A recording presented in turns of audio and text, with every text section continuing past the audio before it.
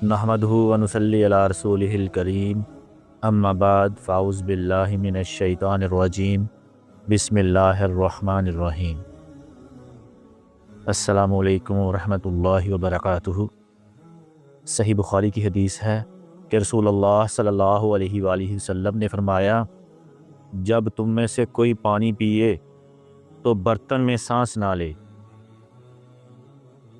میرے عزیز بھائیوں، اسلام صرف چند عبادات کا نام نہیں بلکہ یہ زندگی گزارنے کا ایک مکمل ضابطہ ہے۔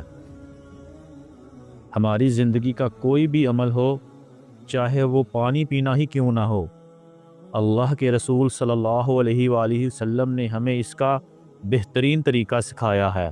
جیسا کہ حضرت ابو قتادہ رضی اللہ تعالیٰ عنہ سے روایت ہے کہ رسول اللہ صلی اللہ علیہ وآلہ وسلم نے فرمایا، جب تم میں سے کوئی پانی پیے تو برتن میں سانس نہ لے۔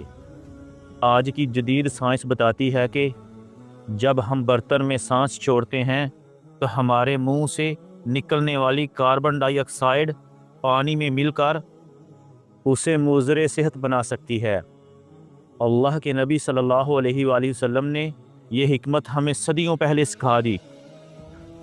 قرآن پاک ہمیں زندگی کے ہر پہلو میں نظم و ضبط اور صفائی کا درس دیتا ہے۔ کھاؤ اور پیو اور حد سے نہ بڑھو۔ برتن میں سانس نہ لینا بھی اسی نظم و ضبط کا حصہ ہے کہ انسان سکون اور وقار سے پیے۔ اللہ نے انسان کو بہترین صورت میں پیدا کیا اور اسے شعور دیا تاکہ وہ جانوروں کی طرح نہیں بلکہ سلیقے سے زندگی گزارے۔ حدیث میں آتا ہے کہ نبی کریم صلی اللہ علیہ وآلہ وسلم نے پینے اور کھانے کے حوالے سے مزید ہماری رہنمائی فرمائی۔ آپ صلی اللہ علیہ وآلہ وسلم نے فرمایا، پانی کو ایک ہی سانس میں نہ پیو بلکہ 3 سانسوں میں پیو، کیونکہ یہ زیادہ سیراب کرنے والا اور صحت بخش ہے۔ آپ صلی اللہ علیہ وآلہ وسلم نے فرمایا، عام حالات میں کھڑے ہو کر پانی پینے سے منع فرمایا، جو معدے اور گردوں کی صحت کے لیے بہترین ہے۔